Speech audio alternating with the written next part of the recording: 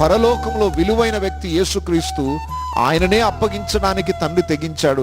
ఆయనతో పాటు సమస్తము మనకు ఎందుకు ఏమి అనుగ్రహించడు అనే ప్రశ్న అపోస్తలుడైన పౌలు వేస్తున్నాడు. ఇక్కడ చాలా బాగా మనం గమనించాలి. ఈరోజు నీకు రక్షణ భాగ్యం దొరుకుతుందంటే, నీకు పాప క్షమాపణ దొరుకుతుందంటే అంత ఈజీగా రాలేదు. తండ్రి అయిన దేవుడు జగదుత్పత్తికి పూర్వమే, ఈ సృష్టి ఇంకా చేయబడక మునిపే ప్రణాళిక వేసుకున్నాడు. ఈరోజు నువ్వు పుడతావు, పాపంలోనే జీవిస్తావు, నిత్య నాశనానికి వెళ్తావు అని తండ్రికి తెలుసు. భూమి మీద ఇంకొక్క మానవుడు కూడా పుట్టక మునిపే తన కుమారుని ఏర్పాటు చేశాడు బలియాగం కొరకు.